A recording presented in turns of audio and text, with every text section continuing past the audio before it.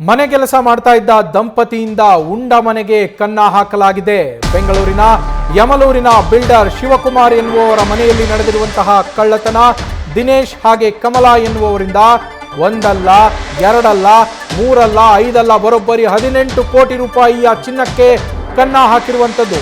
20 ದಿನಗಳ ಹಿಂದೆ ಕೆಲಸಕ್ಕೆ ಸೇರಿದ್ದ ನೇಪಾಳ ಮೂಲದ ದಂಪತಿ ಬರೋಬ್ಬರಿ 11.5 ಕೆಜಿ ಚಿನ್ನ, ವಜ್ರ, 5 ಕೆಜಿ ಬೆಳ್ಳಿ, 11.5 ಲಕ್ಷ ರೂಪಾಯಿಯ ನಗದನ್ನ ಕಳ್ಳತನ ಮಾಡಿದ್ದಾರೆ. ಜನವರಿ 25ರಂದು ನಡೆದಿದ್ದಂತಹ ಕಳ್ಳತನ ಪ್ರಕರಣ ಈಗ ತಡವಾಗಿ ಬೆಳಕಿಗೆ ಬಂದಿರುವಂಥದ್ದು. ಉಂಡ ಮನೆಗೆ ಕನ್ನವನ್ನ ಹಾಕಿದಂತಹ ದಂಪತಿ ನೇಪಾಳ ಮೂಲದ ದಂಪತಿ.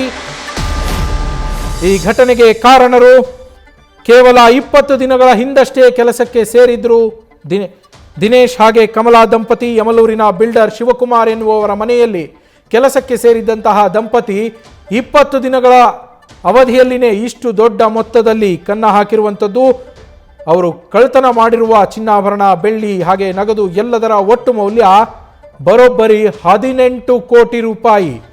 18 ಕೋಟಿ ರೂಪಾಯಿ ಮೌಲ್ಯದ ಚಿನ್ನಾಭರಣಗಳನ್ನು, ಬೆಳ್ಳಿ ಆಭರಣಗಳನ್ನು ಹಾಗೆ ನಗದನ್ನು ಕೂಡ 11.5 ಲಕ್ಷ ರೂಪಾಯಿ ನಗದನ್ನು ಸೇರಿಸಿದಂತೆ ಒಟ್ಟಾರೆ 18 ಕೋಟಿ ರೂಪಾಯಿ ಮೌಲ್ಯದ ಚಿನ್ನಾಭರಣವನ್ನು ಕಳ್ಳತನ ಮಾಡಿ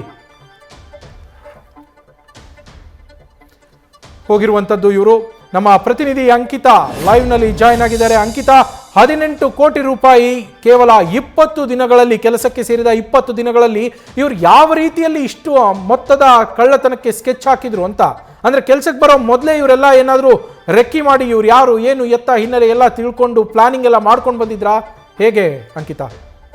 ನವೀನ್, ಖಂಡಿತವಾಗ್ಲು ಪಕ್ಕಾ ಪ್ರೀ ಪ್ಲಾನ್ ಮಾಡಿ ಈ ಒಂದು ಕಳ್ಳತನವನ್ನ ಮಾಡಿರುವಂತದ್ದು ಬೆಂಗಳೂರಿನ ಮಾರತ್ಹಳ್ಳಿ ಪೊಲೀಸ್ ಠಾಣಾ ವ್ಯಾಪ್ತಿಯ ಯಮಲೂರು ಬಳಿ ನಡೆದಿರುವಂತಹ ಘಟನೆ ಇದು. ಬಿಲ್ಡರ್ ಶಿವಕುಮಾರ್ ಅನ್ನೋರ ಮನೆಯಲ್ಲಿ ಕಳ್ಳತನ ಆಗಿರುವಂತದ್ದು. ಈಗಾಗಲೇ ಅವರ ಪುತ್ರ ಶ್ರೀಮಂತ ಅನ್ನೋರು ಕೊಟ್ಟಿರುವಂತಹ ದೂರಿನಲ್ಲಿ ಒಂದಷ್ಟು ವಿಚಾರಗಳನ್ನ ಉಲ್ಲೇಖ ಮಾಡಿದ್ದಾರೆ. ಅಂದ್ರೆ ಕಳೆದ 8 ತಿಂಗಳ ಹಿಂದೆ ಇಬ್ಬರು ಕೆಲಸಕ್ಕೆ ಜಾಯಿನ್ ಆಗ್ತಾರೆ, ಮಾಯಾ ಹಾಗೆ ವಿಕಾಸ್ ಅಂತ ಹೇಳಿ. ಅವರು ಸಡನ್ ಆಗಿ ಕೆಲಸ ಬಿಡ್ತೀವಿ ಅಂತ ಹೇಳಿದಾಗ ಮನೆ ಮಾಲೀಕರು ಹೇಳ್ದೆ ಕೆಲಸ ಬಿಟ್ರೆ ಹೇಗೆ, ಯಾರನ್ನಾದ್ರೂ ಅರೇಂಜ್ ಮಾಡಿ ಕೆಲಸವನ್ನ ಬಿಡಿ ಅನ್ನೋ ಸೂಚನೆಯನ್ನ ಕೊಡ್ತಾರೆ. ಆ ಟೈಮಲ್ಲಿ ಕಳೆದ 20 ದಿನಗಳ ಹಿಂದೆ ಮತ್ತಿಬ್ರು ಅಂದ್ರೆ ದಿನೇಶ್ ಹಾಗೆ ಕಮಲಾ ಅನ್ನೋರು ಕೆಲ್ಸಕ್ಕೆ ಬರ್ತಾರೆ. ಬಂದ 20 ದಿನವೇ ಮನೆ ಮಾಲೀಕರ ನಂಬಿಕೆ ಗಳಿಸುವಲ್ಲಿ ಅವರು ಯಶಸ್ವಿ ಆಗ್ತಾರೆ. ಅದನ್ನೇ ಬಂಡವಾಳ ಮಾಡಿಕೊಂಡು ಈ ಒಂದು ಕಳ್ಳತನವನ್ನ ಮಾಡಿರುವಂತದ್ದು. ಬಿಲ್ಡರ್ ಶಿವಕುಮಾರ್ ಅವರು ಪ್ರವಾಸಕ್ಕೆ ಅಂತ ಹೇಳಿ ಹೊರ ದೇಶಕ್ಕೆ ಹೋಗಿರ್ತಾರೆ. ಜೊತೆಗೆ ಅವರ ಕುಟುಂಬಸ್ಥರು ಅಂದ್ರೆ ಪುತ್ರ, ಸೊಸೆ ಹಾಗೆ ಪತ್ನಿ ಅವರ ಸಂಬಂಧಿಕರ ಮನೆಗೆ ಹೋಗಿರ್ತಾರೆ. ಈ ಗ್ಯಾಪ್ ಅಲ್ಲಿ ಅವರು ಕಳ್ಳತನವನ್ನ ಮಾಡಿರುವಂತದ್ದು. ಬರೋಬ್ಬರಿ 18 ಕೋಟಿ ರೂಪಾಯಿ ಬೆಲೆ ಬಾಳುವಂತಹ ಚಿನ್ನದ ಆಭರಣಗಳು, ವಜ್ರದ ಆಭರಣ, ಬೆಳ್ಳಿ ಸೇರಿದಂತೆ ನಗದನ್ನ ಕಳ್ಳತನ ಮಾಡಿಕೊಂಡು ಪರಾರಿಯಾಗಿರುವಂತದ್ದು. ಸದ್ಯಕ್ಕೆ ಪ್ರಕರಣಕ್ಕೆ ಸಂಬಂಧಪಟ್ಟಂತೆ ಮಾರತ್ಹಳ್ಳಿ ಪೊಲೀಸ್ ಠಾಣೆಯಲ್ಲಿ ಎಫ್ಐಆರ್ ಕೂಡ ದಾಖಲಾಗಿದೆ.